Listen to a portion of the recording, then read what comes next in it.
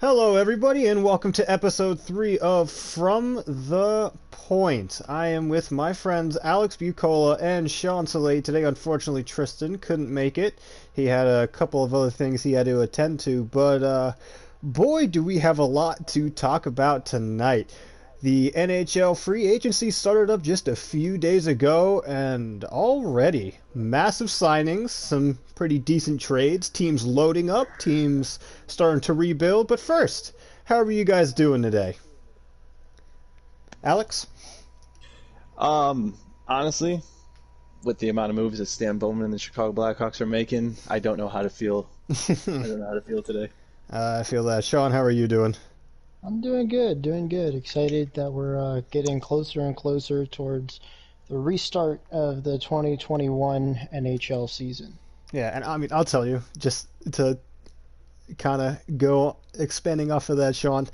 Not too long ago, I would say about 24 hours ago, I got a an update, or not an update, a reminder on my phone of when I was at a Predators game, and in my time rewatching those videos, it was so nostalgic. I just want to go back. I can't wait to step foot in another arena and watch some hockey being played. But we have some pretty massive signings to talk about today, yesterday, the day before. We had pretty big names still on there.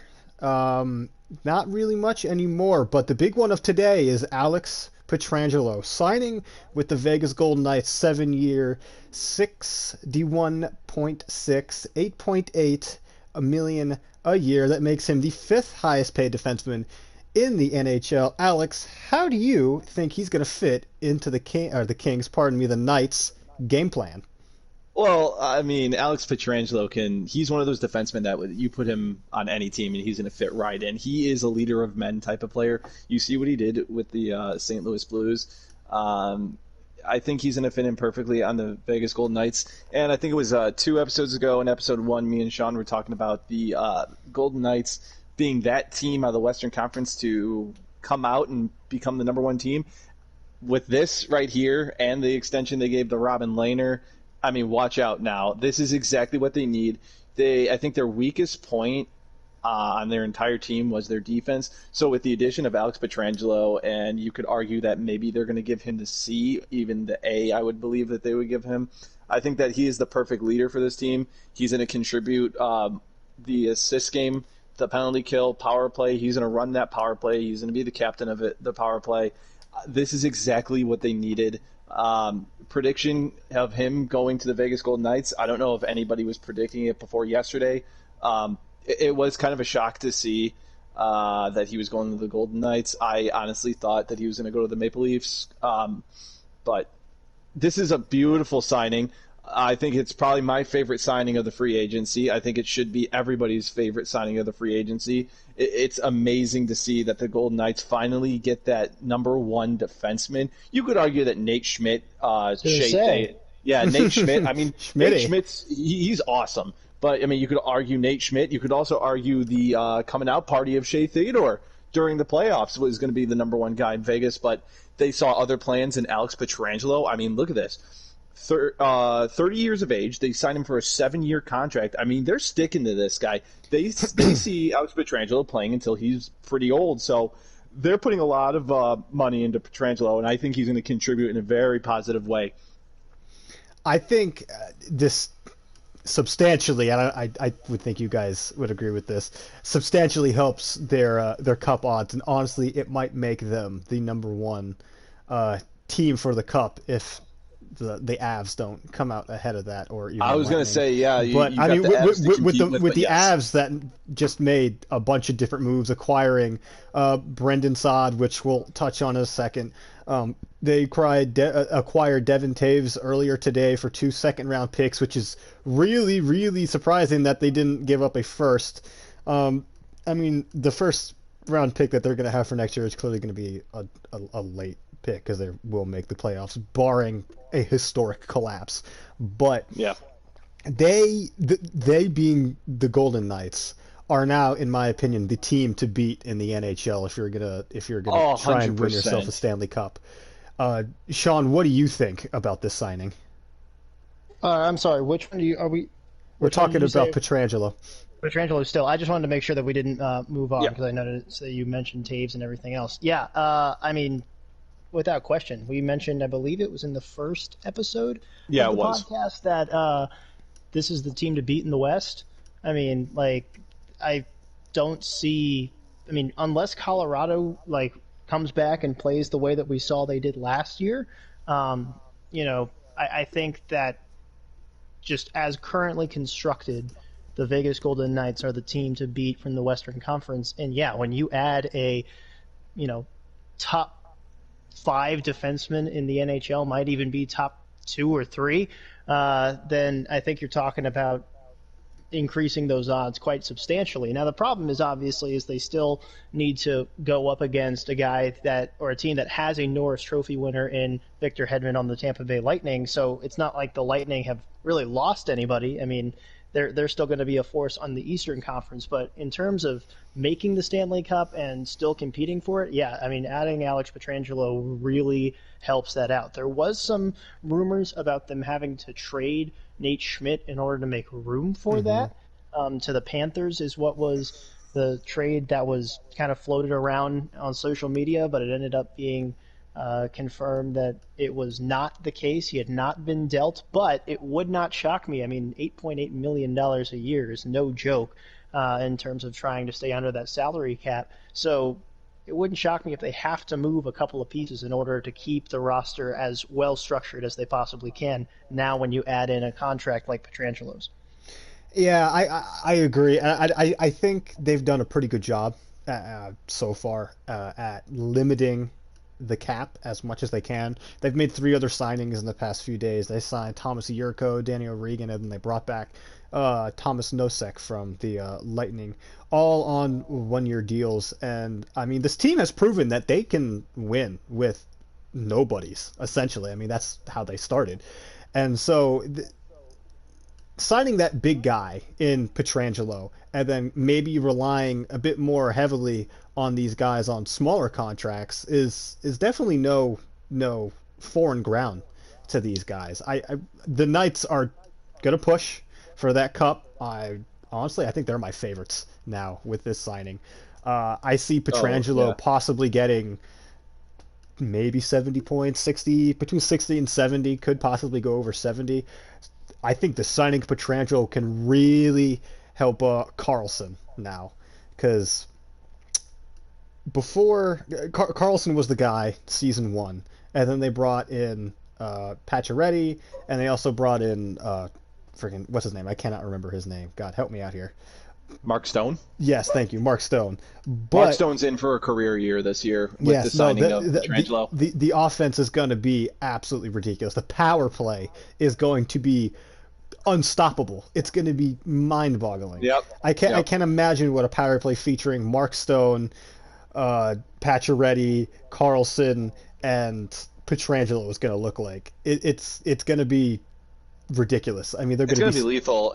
I definitely think it's going to be one of the best power plays, if not the best power play in the league. Oh yeah, and I honestly I see them top five, and I mean on Yeah. top of that, like Petrangelo is a very good defenseman too.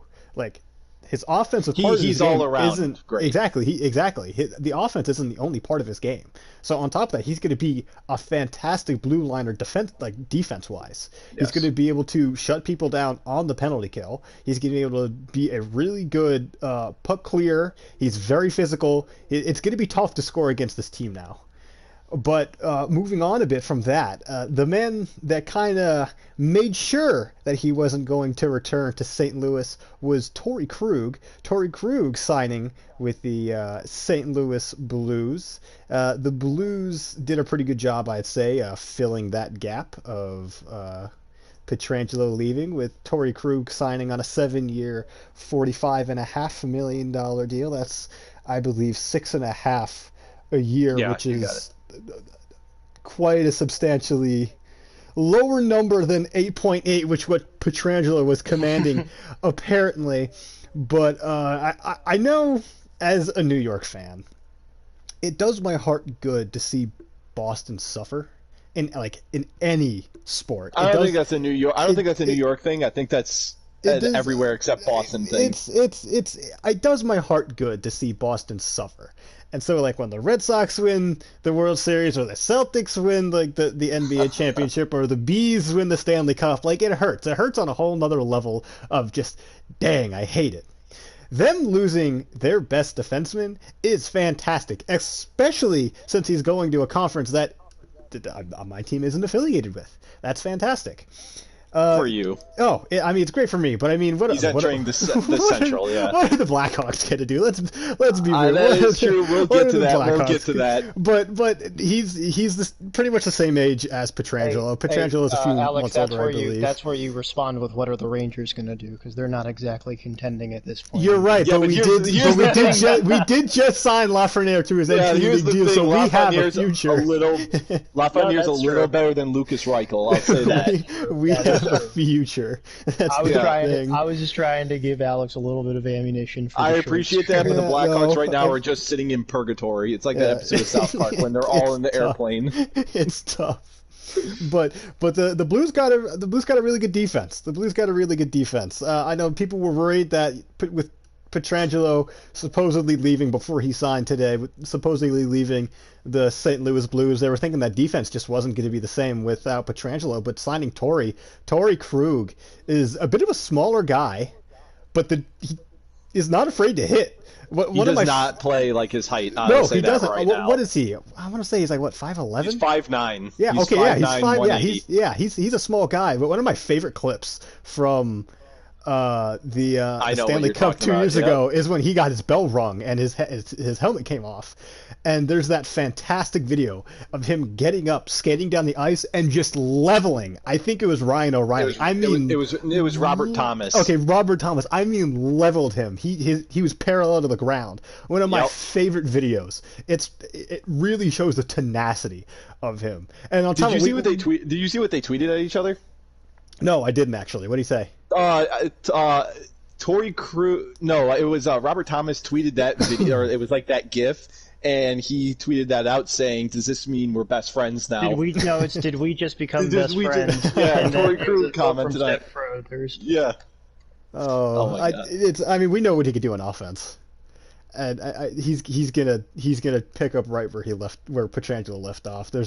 I think they're pretty equal when it comes to offense. Defense, I think Pietrangelo has a bit of the upper hand. Just this is one of those signings, though. The Torey Krug signing. This is one that had to grow on me. See, when it first happened, it definitely came to a shock. The St. Louis Blues signing Torey Krug.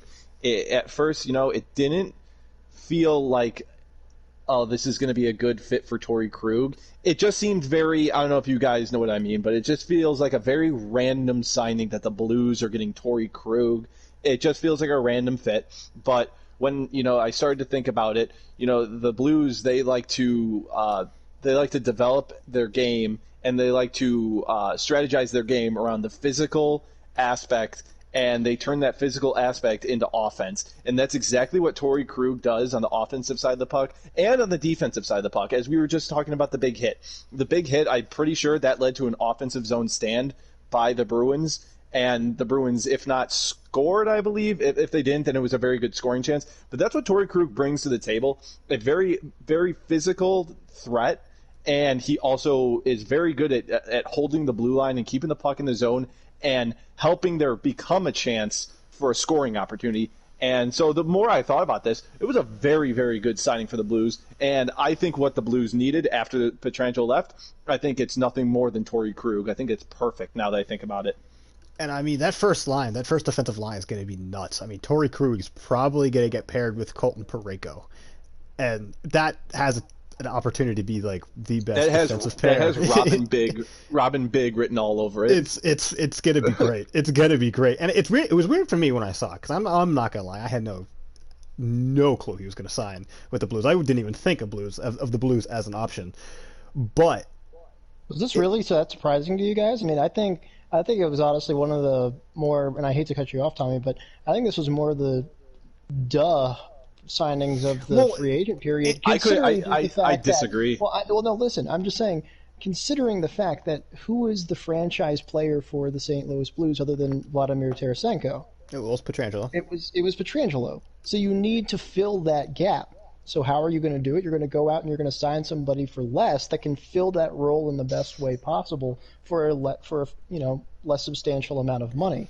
I think honestly, like that's a pretty basic plan. And this isn't a shot against you guys. I'm just saying. Oh, absolutely. From a personal perspective, like if you look at the way that the Blues have developed, they went on to win a Stanley Cup using this method and using this formula. If you end up losing arguably your best player, you're going to try to do your best to fill that hole so that way you don't end up suffering from that loss nearly as much as you would if you didn't acknowledge the fact that you lost. I mean, I hate to use a cross-sport reference here, but perfect example. The Washington Nationals make it to the World Series and win it. Who was one of their best players, if not their best player during that season? Anthony Rendon. They did not do anything to acknowledge their third base hole, and it ended up being a weakness for him the following season this year. Obviously, baseball and hockey are two very different sports, and you can have more depth in hockey due to the fact that you have different lines interchanging throughout the game. But I think that, the same idea applies that if you end up losing any sport, a position of or a player of worth at a certain position, and it's an important position, you need to try to acknowledge that and patch that up in the best way you possibly can. If not, if you can't re-sign the guy. And I think that's what the Blues did here, and that's why it made a lot of sense for me, for them to go after, if not Petrangelo, okay, he's not going to come back. Who's the next best guy? And it was Torrey Krug. The thing, See, now the my whole thing thing for about me, this. Go ahead, Alex. Go ahead. Oh, thank you.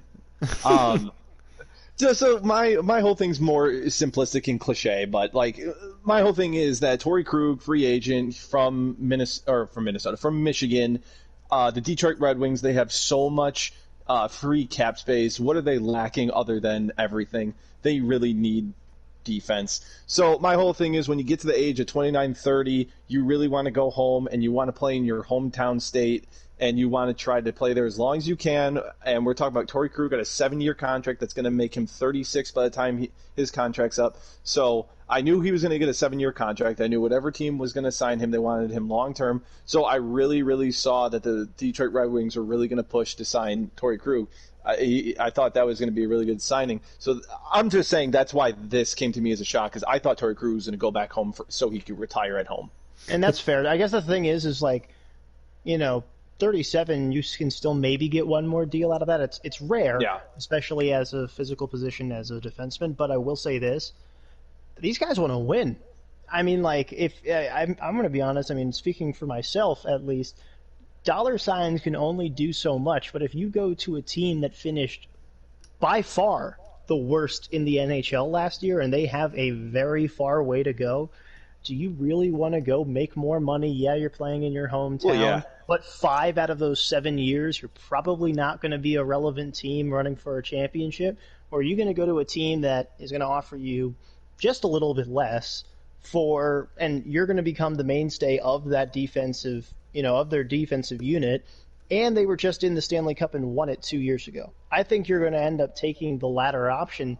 Yes, there's the sentimental factor, but I feel like, at the end of the day, these guys are professional athletes and they want to achieve their dream of having their name forever engraved on the Stanley Cup means more than their dream of wearing a sweater if it doesn't mean as much and doesn't give them an opportunity to go and pursue that first dream of winning a championship. Absolutely, I agree. Yeah. For me, it was the fact that he was coming from Boston. So I know that the St. Louis Blues are a great fit for him, considering they just lost their best defenseman, and they fill that hole with almost $2.5 million less on that contract every year. But Boston isn't known for giving up their big players in the free agency.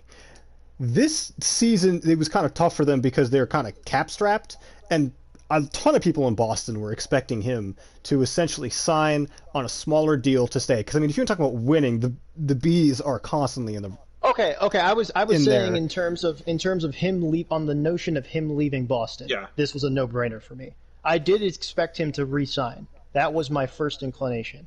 But I think when it became apparent he was not going to return, St. Louis made the most sense. You see, I thought the Knights made the most sense. which I mean, See, that's what I was going to say. The Knights too. I thought the Knights made the most sense, like personally, because I mean the same reason that they signed Petrangelo. I mean they're essentially hand in hand, kind of. Yeah, that's true. Petrangelo's just a bigger Krug, but like it makes sense now in hindsight. Clearly, it makes sense.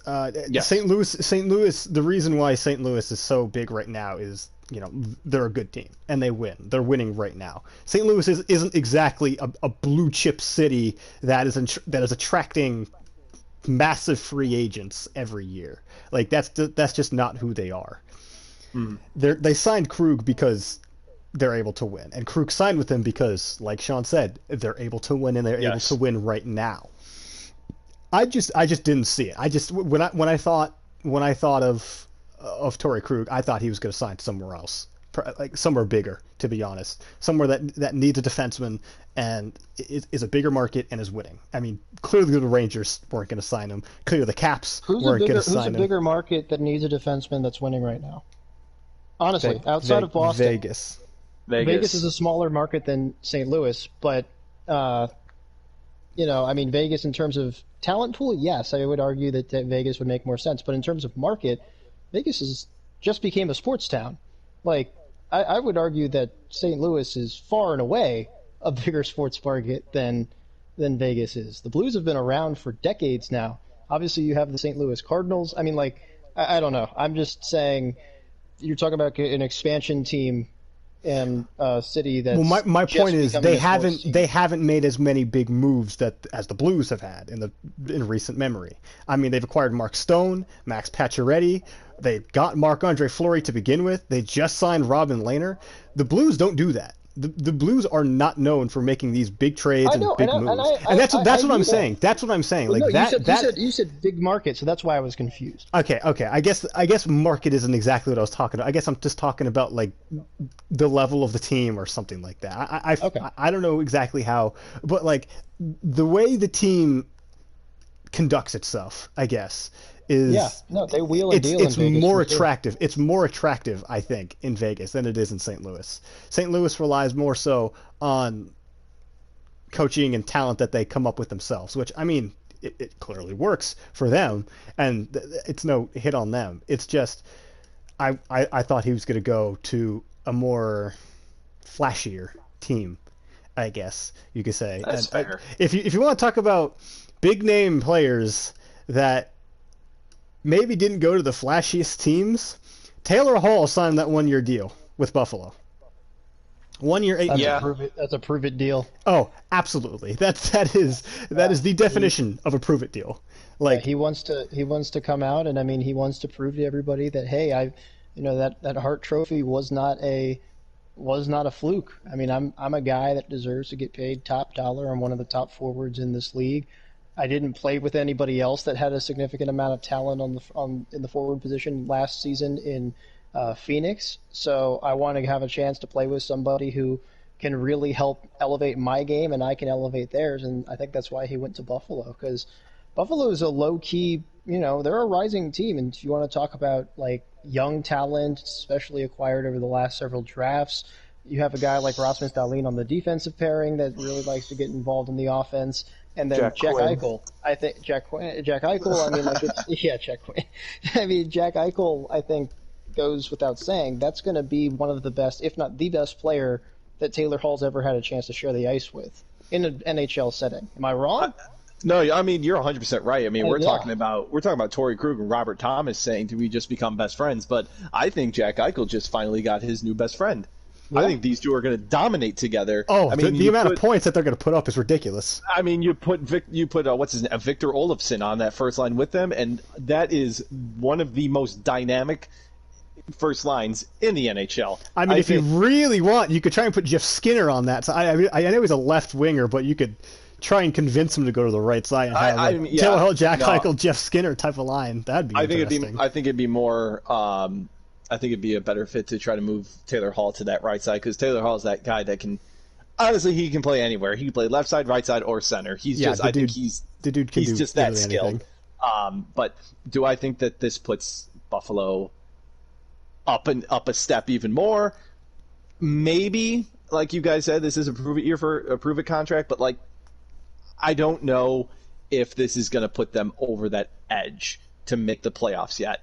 I'm ask if this is if Buffalo could be a sneaky playoff team. I'm not sure if this does kind that. of like a. I agree. If you want, here's a perfect example. I think Buffalo is going to be like Arizona was last year, where they were close.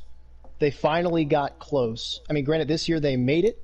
They actually made it to the postseason, but I think it'll be like Arizona to where they will get close. Granted, everything shut down. I don't know whether or not Arizona would have made the playoffs if it wasn't expanded. Like it was this year. I don't think they would have. I definitely can see Buffalo making just perhaps that first step of having it be, hey, you know what? Like this is a team that maybe has an outside chance. I don't think they do. I don't. I mean, like they have a lot of competition that they have to go up against, obviously. But it wouldn't shock me, right? Like, I mean, if you just look at the talent that they have on that roster offensively, especially, they could have the potential to just be on the cusp. And again, I think they're still a franchise that's 2 or 3 years away from being a consistent playoff team. But it wouldn't shock me if they took that first step in that direction this year. I see Buffalo. I think, as we've stated, I see Buffalo and their future this upcoming season. It all depends on: are we going to see 93-point Taylor Hall? Or are we going to see 52-point Taylor Hall? Whichever one comes out to play this season, that's how the Sabres are going to end the season. Mm-hmm. That's all I have to say about that. I agree. Because he becomes their best player. So, I mean, it's going to go through him. Debatable. Well, I mean, that's very debatable. Him or Eichel. Yeah. No, that's true. That's true. Yeah, I think Eichel is still a better player there, but I mean, there's no reason to compare them now, considering that they're playing on the same team and they're going to be playing on the same line. I mean, they're going to be feeding each other. They're going to be inseparable. It's going to be crazy. They're both. My prediction is they're both going to have it at the least. I mean, at the bare minimum, like 65 points each. So, like that. Watch them both finish with 64, and we get to clown Tommy on this a year later. Well, all right, that's fine. That's fine. Clown me a year later from right now. You can clown me if they both get 64. But like with me is that I think they do have a chance to make the playoffs this year. Depth wise, they're a bit meh, but the defense is really good. Like they're pretty solid. Like on all 6 spots on defense. Rasmus Dahlin and Rasmus Ristolainen are going to be a really good pair if they don't want to just put them on a first, second line, kind of just stagger it. But on top of that, Henry Jokiharju, Jake McCabe, Colin Miller, and Brandon Montour are all really good kind of defensemen to really fill in the gaps. They're solid. Can I cut you off really quick? Go ahead. I mean, I don't want to rain down on your parade, but who's their goalie? Carter Hutton. Exactly. I will say that that was a team that I was honestly and we'll get into that signing a little bit later, but Holtby, I thought Holtby had a shot of potentially going to the Sabres on a short-term deal, considering that that's their biggest hole. And yeah, that's going to be the one thing that really holds them back this season. Yeah, Tommy, that's the thing though. That's clearly their biggest hole. But if Carter Hutton can play all right, then that's all they really need, because true, that is very true. Like their defense is probably going to be a really good. If they can limit the amount of shots on net, then that's fine. Like you just got to tell Carter. You just got to tell Carter, listen, have an all right season. Like I'm not asking like all-star level. Well, okay, you're not asking. Listen, buddy, I just need you to stand in front of the shots and don't allow them to go in. I'm not saying listen. A pseudo regular basis. If we let up 4 goals a game, it's a little bit much, but honestly, I'm not expecting 3 or less. All right. I get it. I'm just saying, you're not telling him. You're not telling him. Have an all-star level season. Just say, listen, man. we're not expecting you to be in the running for a Vezina trophy at the end of the season. Just to compete, I do have to agree with just Tommy. compete and keep us in there. Yeah, Because if absolutely. Carter Hutton can just keep the Sabres in there, I think they're a team that can win a lot of close games, like a lot of 1-goal and 2-goal games, just because their defense is going to be pretty solid. Well, the closest team I can compare that to would be the Vancouver Canucks. I mean, look what they did this season with Jacob Markstrom. I can't tell you the last season that Jacob Markstrom had that you would have been like, oh, this guy's a stud. Like, Jacob Markstrom has been just a solid at best goalie, and then this year he comes out of the woodwork and everybody's up in arms wanting to sign him. So it worked for the Vancouver Canucks. I can definitely see, because of how long Carter Hutton has been in the NHL for, I can definitely see it working out for the Buffalo Sabres just based off of how great they are defensively. And Buffalo's defense is, in my opinion, better than the Vancouver Guys, Canucks. I have breaking news. All right, What we what's got? the breaking news? What we got? The Vancouver Canucks just got a new defenseman. The Vancouver Canucks trade a third-round pick in 2022 to the Vegas Golden Knights for Nate Alex Schmidt. Pietrangelo. Nate Schmidt. Wow. Oh my It is God. it is a Capitals reunion in Vancouver with Braden Holtby. You have Jay Beagle and now Nate Schmidt. So, I mean, let's give it up for Sean. Sean called the Nate Schmidt move. Yeah, there you go. You did. He definitely did. And I mean, that defense is going to be great in Vancouver now, too. And Nate Schmidt only helps them even more. Yeah, I'm curious who they're going to have to fill that hole that is now left down there. I'm sure they'll find somebody either in-house or in the free agency. Well, they But- still have... Are you talking about on defense? I'm talking about defense, yeah. Yeah, they still have Oli Ulevi, who I know isn't what I'm he talking about the was Knights. I'm supposed talking about the Knights. I'm Oh, talking the about Knights, the whole excuse me. the Okay. whole at the Knights. Well, the Knights, they have a lot of depth prospect-wise with defense, so I'm sure they'll be able to find somebody. Yeah, I'm sure they will. And I mean, they have a knack for finding just these tiny guys. Do they who still end have up having- Brandstrom? Or do No, the they traded Senders him. have No, him? he's the Sens. He's Okay. with the Sens now. But Okay. I guess since we're on the topic of the Vancouver Canucks, we might as well talk about Braden Holtby signing a Damn. 2-year deal with the Vancouver Canucks. I know, Sean, you're disappointed, very disappointed. Well, I'm Considering going to he go on a was- tangent. I'm going to go on a tangent about this.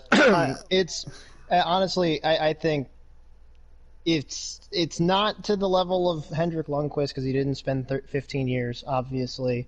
But if you ask me, who are some guys who I genuinely believe could have their number retired by the Capitals organization that have played in the last 10 years, it goes obviously Ovechkin, Backstrom, Carlson, and Braden Holtby. I mean, there have been only two mainstay goalies in the franchise history, and they've been around since '74, and that's Ole Kolzig and Braden Holtby.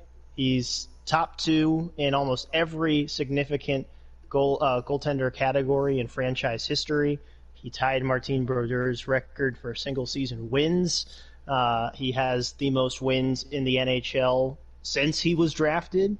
I mean, it's just, and then he has obviously the save of the decade in the stick Stanley save. Cup final Yeah. in 2018. So he will forever be tied to the Washington Capitals organization, not only for what he did on the ice, but he was a true activist off the ice, did a lot for the DMV community, and was one of my favorite players of all time and will always be one of my favorite players. So it hurts a lot to see him go, but as I mentioned in either the first or second podcast, I mean, I don't know. We've only done 3 and I'm already getting lost. But I'm pretty sure it was considering we only talked about the draft last time. The first podcast, why I said Henrik Lundqvist made so much sense, and I guess we'll kind of just merge these two signings since they're so relevant to each other.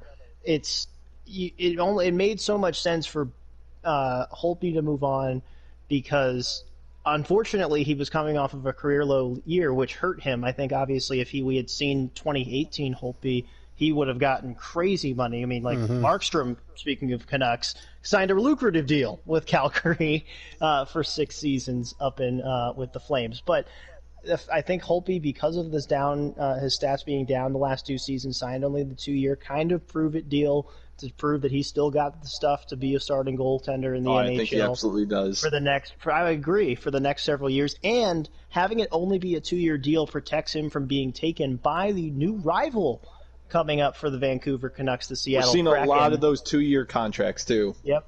They don't want these players to immediately be eligible. Well, the players, rather, don't want to be immediately eligible to be taken away after signing a deal with a new team in a down market year this year. And I think we are seeing players sign for significantly less than we were used to. Obviously, holding out again or exempting Alex Pietrangelo, because that's still a ridiculous deal. Top five defenseman deal, yeah.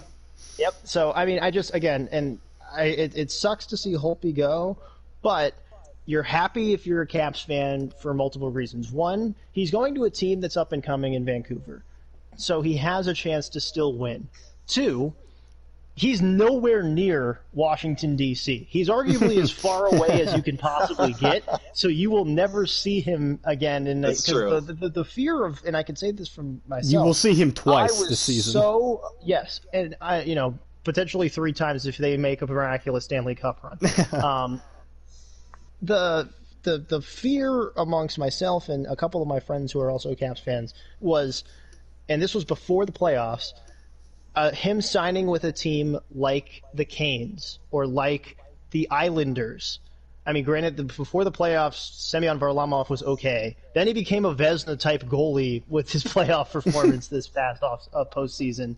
But it's just, you would hate to see a guy, considering that we just lost our coach after the Stanley Cup to a division rival. You would hate to see the guy go into a division locker room and have to be, a guy that now has to face Alex Ovechkin 6 times a year or 8 times a year. And so you really are happy to see him go to the Western Conference. He's closer to home, and he gets to play back up in Canada, where he hasn't played in many, many, many, many years. So I'm incredibly happy for him. And then on the Henrik Lundqvist deal, I called it.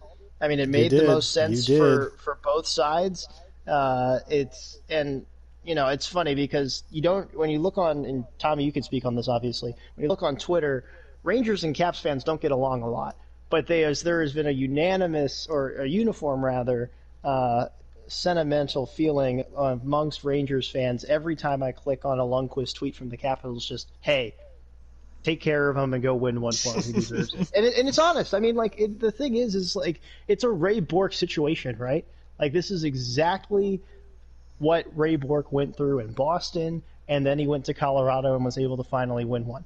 Obviously, the Capitals still have to go through teams like the Penguins. They're not getting a whole lot worse. I think they are starting to take a turn downward, but the Capitals still have to go through the Lightning, the Bruins, the Islanders are suddenly becoming a more consistent threat in the postseason.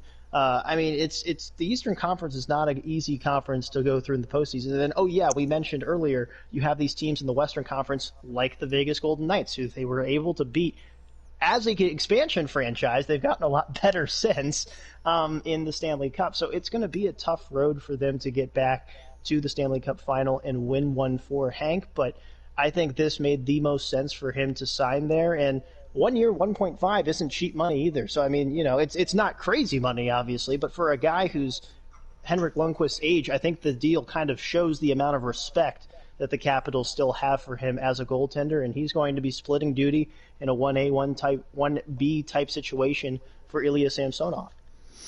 As a Rangers fan, I'm glad I haven't seen any Rangers fans complain that he went to DC or that he went nobody's like to Bryce Harper to a division rival.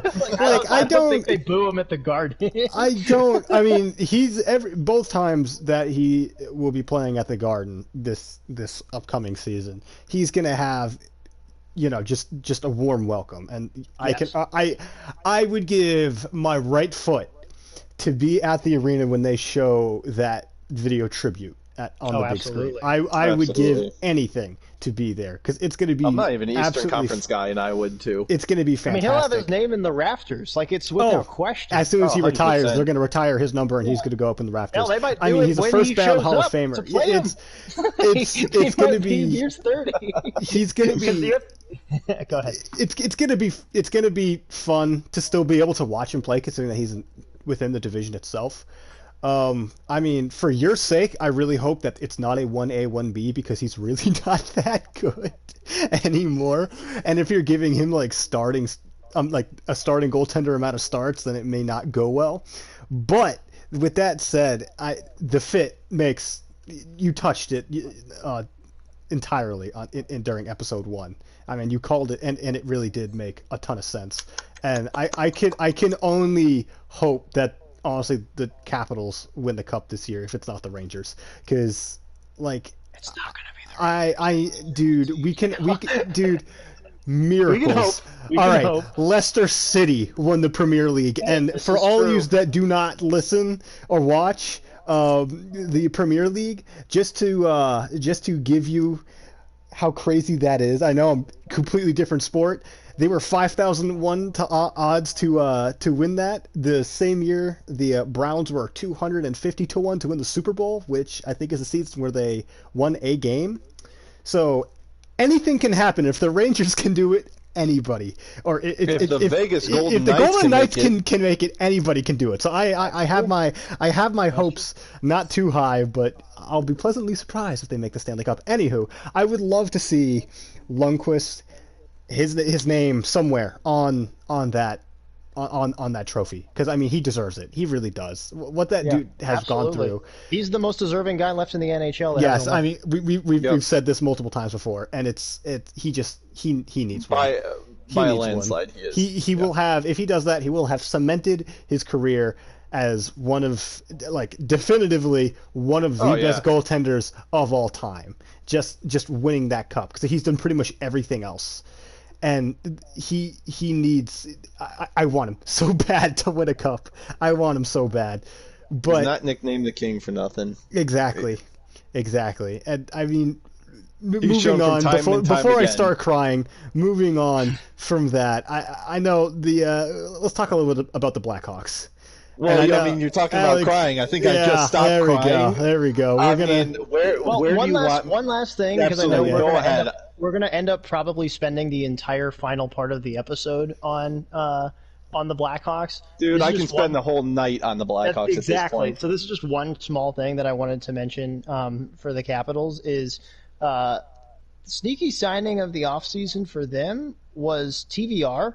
In my opinion, I agree. I was just talking about that one. Yep. I think them signing TVR for a 1-year, $800,000 deal is absolutely insane, considering the fact that the guy's productive, like he is, and I think he's an offensive defenseman. Yeah. Yeah, and he provides him, and then Schultz was kind of a head scratching signing on the defensive side, but I think. For one of, if not the most cap-strapped teams in the National Hockey League, and we just mentioned the breaking news about Nate Schmidt. That guy was only making about $750,000 a year, so it's pretty crazy that the Vegas Golden Knights are that close to the cap now with Pietrangelo, and they had to move on from Nate Schmidt. But I think TVR signing with the Caps was a very good deal, and a way for them to be able to add another body at this point to their roster that can be super cheap and just help them try to make this one last push. So I just wanted to say that before we moved on, because there's not really a whole lot of before we move on, since we're going we're going to end the episode pretty much talking about the Blackhawks. Why don't we just quickly, since Sean said that TVR is his signing of the free agency, go over sneaky one. That's what I'm saying. Sneaky signing. Okay. The sneaky signing. Who was your sneaky signing, Alex, so far? So since we still got time, who was your sneaky signing? Sneaky signing of the offseason. That's a really good question. I think my sneaky signing of the offseason is going to be Mikko Koivu going to the Columbus Blue Jackets. Mm-hmm. I think Mikko Koivu going to the Blue Jackets, he's not going to so much give them playoff experience because I mean, You wild. That Poor Wild. sucks for Rip. you. But Mikko Koivu will just give them, and he'll give them the knowledge of the game because we see Mikko Koivu as just this player that he just knows what to do every time he's on the ice. Before the play even happens, this guy has the hockey IQ of a god. But I think he's going to fit in perfectly to the Blue Jackets. He's going to slide into that third line center position, and he's going to be playing. This is why I really like the signing. Blue Jackets are a very young team, so Mikko Koivu is probably going to be centering, I would believe, Alex Tessier and probably Oliver Bjorkstrand. Two wingers that are pretty young in age. So when you put an older player as in Mikko Koivu, Second oldest guy to sign this free agency. Yeah. It was Mike Smith It's- and Henrik Lundqvist are 38. He's 37. Yeah, so he's going to be able to mentor these two young guys, and I believe that there's a lot of improvements that the Blue Jackets need. So I think Mikko Koivu is going to help their team, not just on the ice, but I think off the ice as well. So I think that's one of the best signings, sneaky signings, I should say, of the offseason so far. Yeah, but before I say my sneaky signing, I just want to address one player. I know Tristan is listening, so I kind of just wanted to address this one player, Tyler Toffoli, signing with the Great signing. Montreal Great Canadiens. signing. 4 years It was- at $17 million total. 4.25 a year is what that cap hit is. Honestly, fantastic signing. Fantastic Yep. signing. Because, I mean, you think about what Max Domi did on the Yotes when they got him. It was You have kind older of Max Domi. it was kind of what Tyler Toffoli. I mean, Tyler Toffoli on the Kings had 24 goals and 20 assists last season. So I mean, he almost had 50 points on a deplorable Kings team. Like, I mean, a horrendous, or not horrendous, not Kings, on a really bad line for the Canucks. Pardon me, but I was going to say. yeah, no, not the Kings, the Canucks. We're good. We're good. But they both begin with K. I'm sorry, but I thought it was a great signing. Canucks, Kings. Anywho, He just needs the letter N. This podcast is brought to you by the letter K. and my idiot self. Anywho, I just think great signing. I think he's going to fit in really well with the Kings. Anywho, my Canadians. Did I just say the Kings again? I just can't. I can't get over the Kings, dude. Canucks. Yes, whatever. You know, he signed with the Canadians. Alex said Canadian. That's where that's where it Well, that's matters because now. that's where I know, Toffoli. and then we're all just All naming right. the Anyway, teams. Tommy, The who's Canes. My your sneaky signing? signing, my official sneaky Who's your signing. team of the day? This podcast is brought to you by Troy Stetcher signing with the Detroit Red Wings on a 2-year, $3.4 million deal. A God. man That signing who doesn't I say know what the definitively team is. played with the Vancouver Canucks. Canucks. Canucks, yes, the Canucks. He played really well with the Canucks. He did really well in the playoffs. These past playoffs, he had 5 goals, 12 assists. You know, I know he's got more offensive capability than what his numbers showed, but he, for a small guy, is a great defensive. He's not a defensive defenseman, but he plays great defense wise. He had that beautiful goal a day or two after his father died. too. Yeah, I mean, great story too. Great story Yep. too. I mean, great photo of him, pointing up to the sky after he scored that goal. That was awesome. Yeah, it was. It kind of had, going along with short people, Marty St. Louis, paying homage to his mother scoring that goal right after Mother's Day when his mother, or on Mother's Day right after. I his mean, mother that was a passed goal away. from the gods too. It just hit him and went in. Yeah, I mean, it's The hockey gods gave him that. yeah, and I mean Troy Stetcher scoring the couple days after his father passed away. It's hard, you gotta know it's hard to play that game with that in the back of your mind. But on top, he's a great player, and I mean you want to talk about teams that just aren't going to make the playoffs. Like no cap, like it's the Red Wings. It's the Red Wings. It's the Red Wings, and the Red Wings won't compete for a playoff spot. They won't even sniff the wild card. This is another kind of all right. Show us what you could do, and if you do well, we're probably not going to re-sign you. You're probably going to go to a bigger team. But I think this is a good deal for them. But moving on to what we're probably going to end the Stanley Cup. God, I'm all over the place tonight. With the podcast with exactly the Chicago Blackhawks Chicago doing a lot of ridiculous things. Yeah. Trade wise, signing wise. Alex, how are you feeling right now? What is the temperature? I mean, well, let me first start off by saying that Stan Bowman is one more move away from being ran out of Chicago. I mean, these moves are flabbergasting. Big word. Flabbergasting. This tape is brought to you by the word flabbergast. We're all over the place today with our vocabulary and names, but what are you doing, Stan Bowman? I mean, you got to think. The Blackhawks have a team where we saw them make the playoffs. They were making a playoff push at the end of the season. They were 33-35 when the NHL season stopped. So you would think that the Hawks, if they got those last 4 games of the season, you would think that they were going to make a playoff push. That's what they're known for. They're known for winning and competing during these clutch times. So when you have a team like that the Hawks had last year, you would have to think, let's solidify this team. Let's add in 1 or 2 more pieces from the free agency, kind of like what the Capitals are doing with the Trevor Van Riemsdyk signing. Let's try to get some guys on really cheap contracts. Nope. So we rewind to the 2 dumb trades that happened last week. The Dylan Sikora out of here, Olli Maatta out of here for nobodies. And then a shock to the world, Corey Crawford, c'est la vie. He's out of here. Yeah, so it's Devils. I mean, you guys were talking about how Sean, you were saying about how Holtby going to the Canucks, or no, sorry, you were saying about how Lundqvist going to the Caps is comparable to Ray Bourque going to the Avalanche. This Corey Crawford going to the Devils, it's the exact opposite of that. It's okay. You had your shot to win another cup on a Stanley Cup contending team. You didn't do it. So here, go waste away the rest of your career on the Devils. I mean, it's absolutely ridiculous that you're going to give this guy that kind of exit. You throw a price tag on him, and he says, no, all I want to do is I just want my starting time. That's all he said. He said, I don't care about the price as long as you play me. And Stan Bowman said, that sucks because we don't want to play you because we have a lot of goalies in the system, right? No, they don't. So getting rid of Corey Crawford is going to open a lot of doors for these prospects coming up. The only problems are the Hawks have no goalie prospects. Malcolm Subban, Colin Delia are right now projected to be the 2 goalies.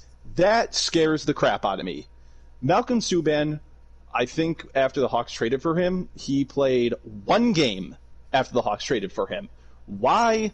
I have no idea. They were putting all of their eggs into one basket, and that basket had a hole at the bottom, and that was Corey Crawford. And then we move on to the trade of the century. Brandon Saad. Oh, yeah.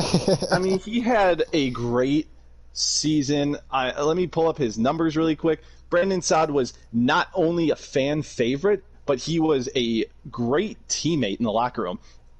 He's also a leader. He's coming off of what does he have? He's coming off a 33-point season, a down year for him. Now you're going to say, yeah, that's honestly not that much. He scored 21 goals in 58 games, though. That's pretty much what the Hawks need. So the Hawks take him and they trade him to the Avalanche. For what? For Nikita Zadorov. Now you might be saying, well, there you go, Nikita Zadorov. He's a young defenseman.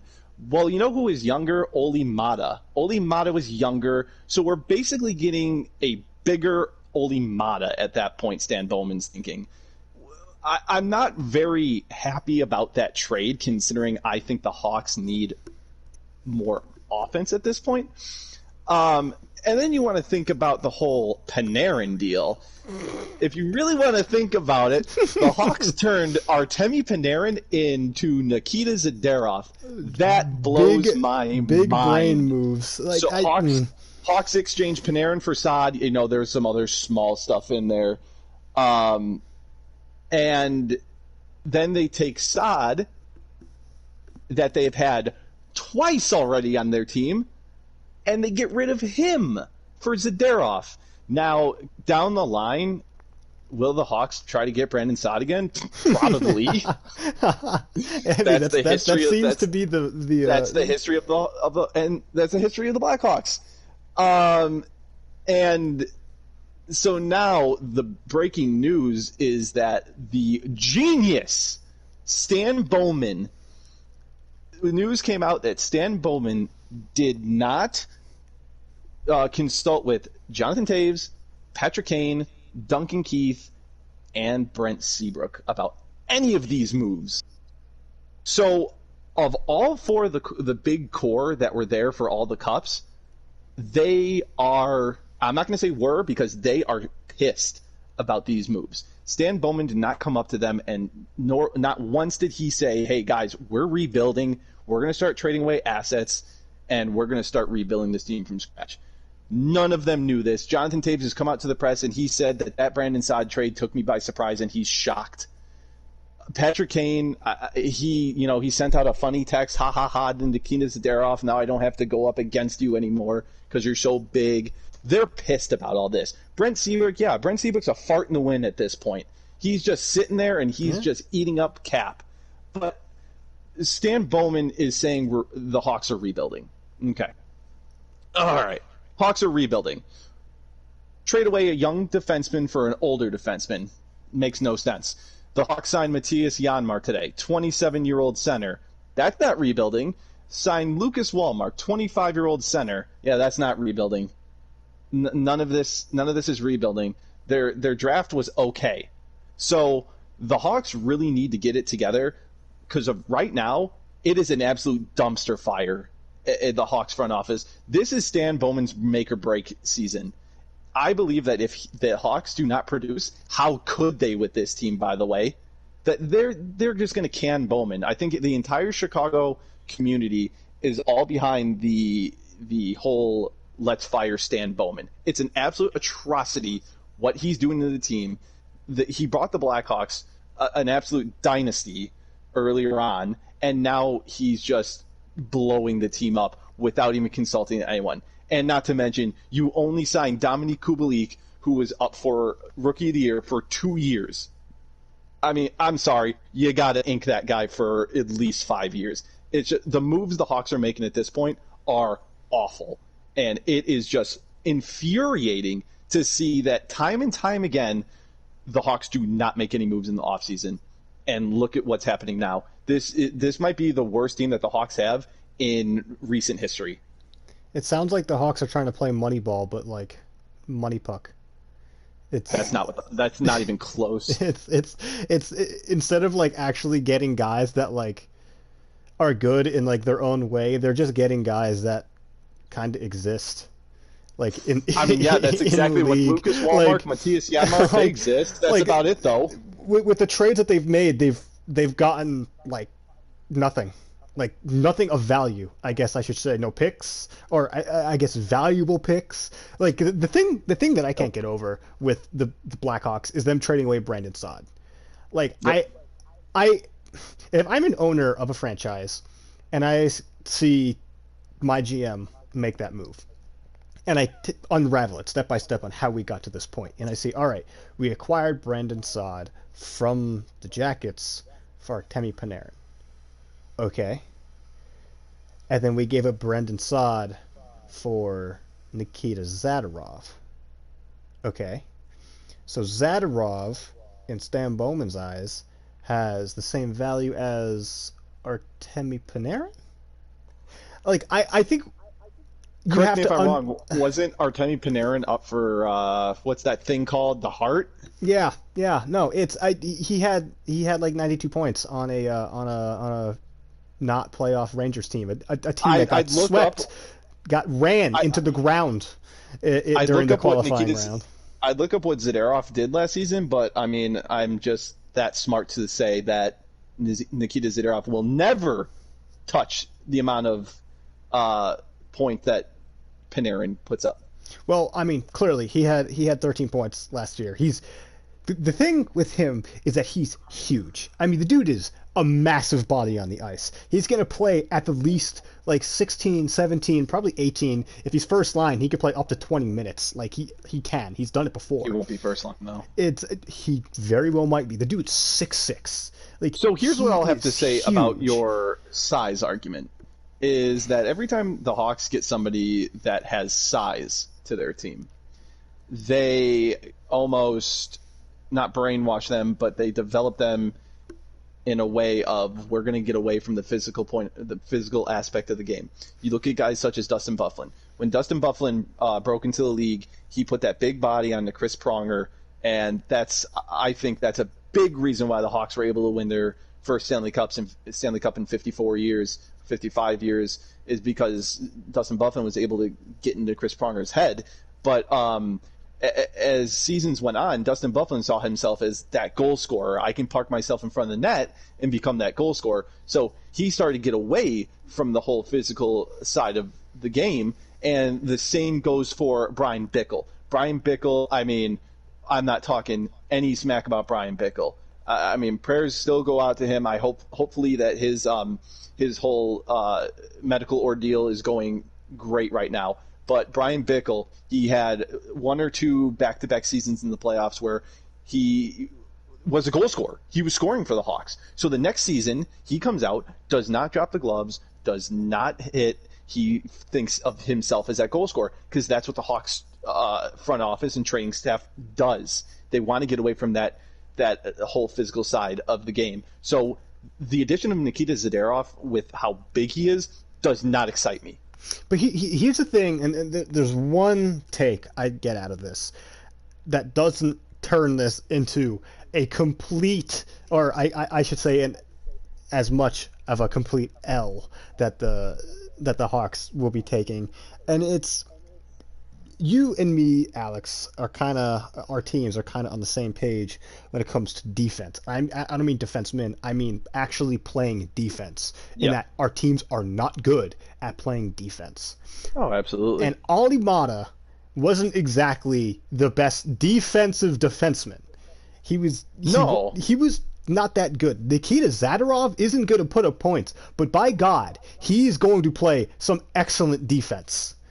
Like, he's going to be fantastic on the penalty kill. He's going to be fantastic holding the blue line. He is going to bring an edge to that defense that they haven't had in a long time due to just lack of competence or the fact that their defensemen are older than dirt. Like, fair enough. Zadorov is going to be a great defensive defenseman on a team that hasn't had many good defensemen play good defense. Like, fair enough, but my argument to that is Duncan Keith is great defensively. Boqvist is mini-me when it comes to Duncan Keith. Slater Cuckoo, the Hawks will give him another 1 year. Slater Cuckoo, awesome defensively. Connor Murphy, I'm sorry to say this, Connor Murphy is ass. He is so bad. And then when you talk about the Hawks defense, defensive defenseman, Dennis Gilbert. He was awesome. Big body, 6'4". He was one that would chuck his knucks, and he would get into fights so much, and he would throw his body around. He's gone. So when you get in return yet another defensive defenseman, you got to ask yourself one question. Who is going to put the puck in the net from the point? You don't have those guys now. Olli Maatta was that guy who but here's the would thing. shoot from the point whenever he had a chance, and he did great in the playoffs. Here's the thing with that, though. They don't need a defenseman to really put up points. I mean, they have scores like on the forward lines. Like, you got Kubalik, you got Taves, you got Kane. Like, you're okay when it comes to scoring. You're not going to be you're not having to heavily rely on your defense to put up a ton of points. This season they will. They're not going to be a good enough team for them to have to rely on their defense to compete. Alex in DeBrincat games. Like, is becoming. I don't know what's going on with him, but Alex DeBrincat's coming off of the worst season he's ever had. Dylan Strome, He's still up. He's still a free agent right now. Who knows what's going to happen to Dylan Strome? Rumors are flying around right now saying that the Hawks are looking to trade Dylan Strome. Kirby Doc's still developing. Drake Kajula, free agent. Brandon Saad, oh wait, never mind. So it worries me that the Hawks are falling off offensively as well. They're late to the party when it comes to rebuilding. They're very late, and it's really bad. Yes. But the thing is, Zadorov is now their best defensive defenseman. Taves and Kane. You can only rely on Taves and Kane for so long. That's it. I mean, yeah, but it's not like you're competing. So, like it's not like the Rangers are competing either. Okay, but the Vegas Golden Knights but that's what I'm saying. But that's what I'm saying is. Yeah, no, I completely understand. The Blackhawks are late to the show. The past 3 years, we've had some of the best forward prospects and defensive prospects that we've seen in a long time. I mean, Jack Hughes, Alexei Lafreniere, Rasmus Dahlin, Capo Caco. These guys are some incredible talents and will be mainstays in the NHL for a long time. The fact that the Blackhawks didn't start the rebuild, or at least you could say they didn't start the rebuild sooner, is a knock on them. That's their fault. That is their fault. Oh yeah, and that's why I'm saying Stan Bowman needs to be fired. They need to focus. Oh, clearly that's not even arguing. But they need to focus on defense. They need to focus on defense because that is where it really starts. And that's one thing that kind of aggravated me that the Rangers didn't do is the Rangers didn't focus on defense. And look at them right now. They have a ton of young and good forward prospects. But that's fantastic if we can score 5 goals a night. If our defense can't stop the guys to less than 5 goals, that's not good. Who cares how many points our forwards are putting up? And them trading for Zadorov is clearly the wrong move, but Zadorov is not the worst guy they could have gotten. And Zadorov is the best defenseman they have on that team. He is going to shore up that defense soundly. I mean, you guys are not soundly. He's going to shore up that defense. No. Zadorov was the best defenseman on that team? Is your best defensive defenseman. Oh, okay. That's debatable, but he's up there. He's defense-wise, he's your best player. He's your best player. Yes, no, he is. He's going to be. At least he's going to be. But Duncan Keith still, he's the ageless wonder. I'm telling you, Zadorov is going to be better than Duncan Keith. That's fair. I can definitely see that happening, but Duncan Keith and Adam Boqvist they're going to be hand in hand for the rest of the season, and definitely I can see Zadorov and Murphy because Murphy needs God to play next to him to look good. And it's with them, the defense, they don't need to rely on points coming from the defense. Because you take a look, guys that completely left my mind, Alexander Nylander is going to be there, Kirby Dach is going to be there, Dylan Strome is going to be there, Alex DeBrincat is going to be there. We can go on and on about all this, but the thing about Alex Nylander is the Hawks don't like him, and I don't know why. Alex Nylander was scratched. Has he had a full season yet? No. Alex Nylander was scratched, or he was put on the fourth line for just about every single game. What is the better option than throwing Nylander out there with Ryan Carpenter and Zach Smith?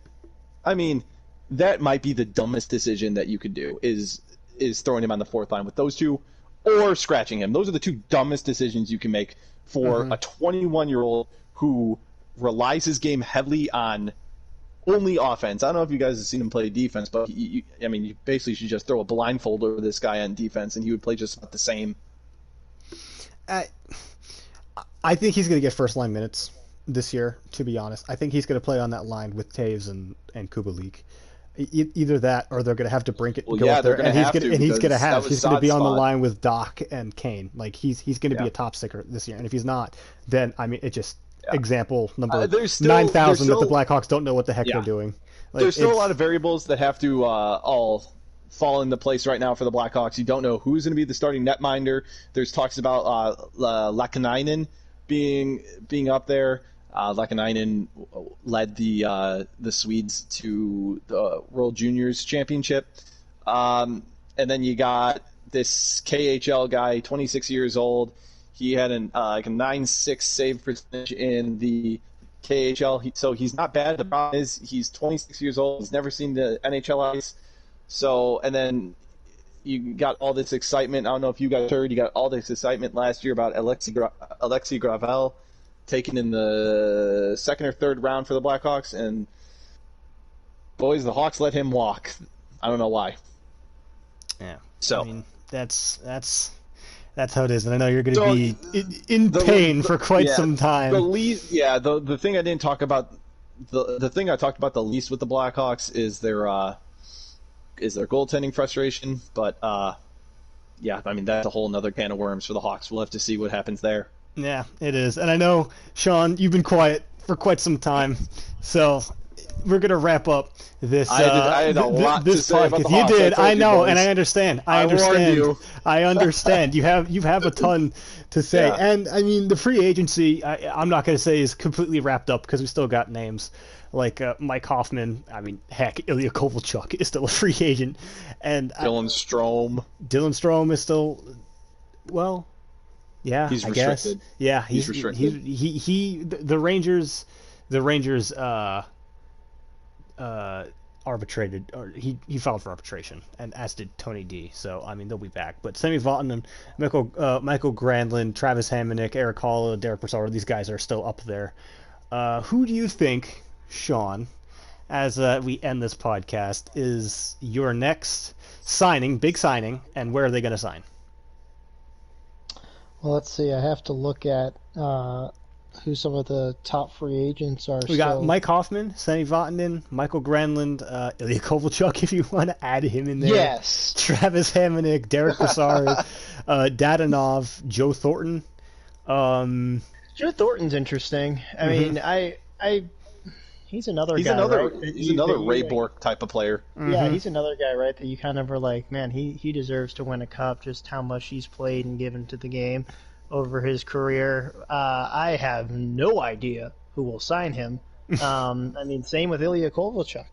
These are two guys that can still play a little bit. I mean, a little bit, indeed. I mean, emphasis on a little bit.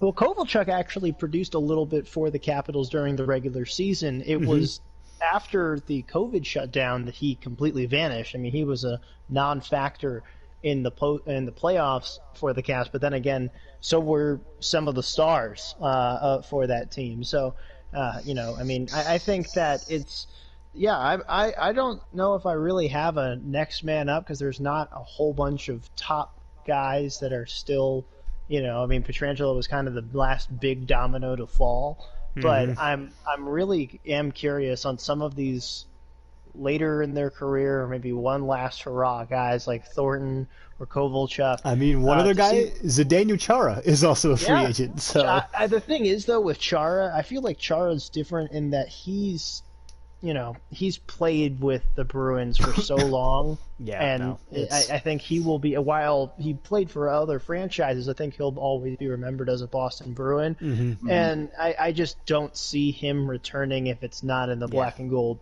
with the Bees. Yeah, he's another one where the 33 is basically already hanging in the rafters. Yeah, I mean, like if he didn't already obviously win a cup, maybe he does a Lundqvist situation, but he has that checked off of his Hall of Fame resume, so there's no need for him to come back. If he does, it's going to be with Boston. Yeah, no, I completely agree. Alex, who do you think is your next big signing, and where do you think they're going to go? So my next big signing, this is going to come to maybe a shock for you guys, but I think Dadonov. I think Dadonov is going to be the next big signing. Now, I don't know if he's going to sign for a big ticket. I don't think he's going to.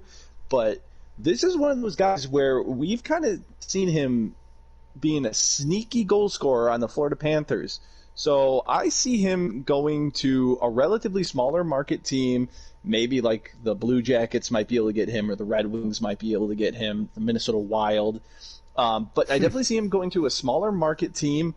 But I think that whoever gets him is going to be getting a steal. That's somebody that can definitely score some goals for you and contribute not so much defensively, because we see these KHL offensemen come into the league Alexander Radulov, for instance. They're basically in the NHL to do one thing, and that's score goals. So whoever gets Dadonov, I think is going to get a pretty sweet deal.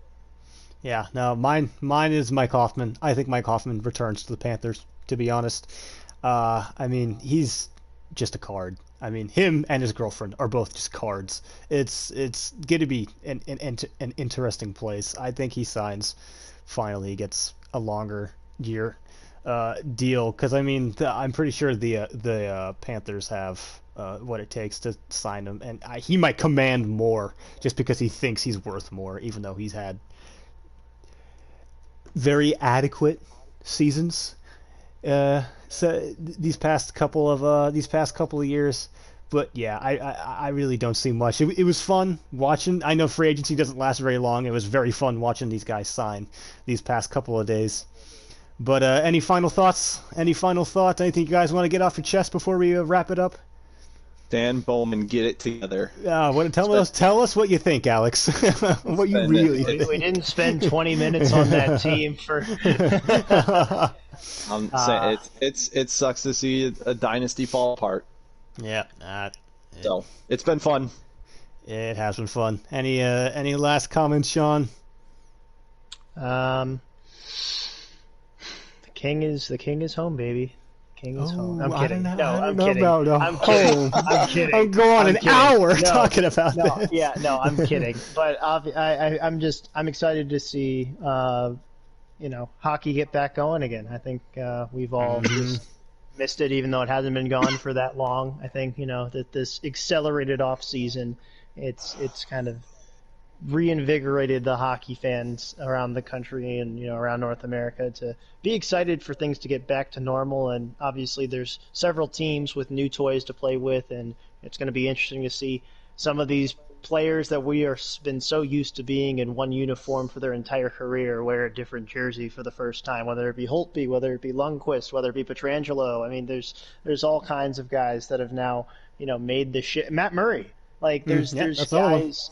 There's guys, I mean, especially goaltenders, it seems like, that have made the move after long stints with their franchise, and it's going to be odd seeing them wear different colors in 2021. But it's something that people have to go through in every offseason, and I'll just have to readjust and look forward to another fun season of NHL hockey. Absolutely. Can't wait for that. And with that, we will wrap up episode 3 of From the Point. Thank you to all who were listening, and thank you to all of our future listeners who will be listening on YouTube. I'm Thomas Modesto with Alex Bucola and Sean Salehi saying goodnight.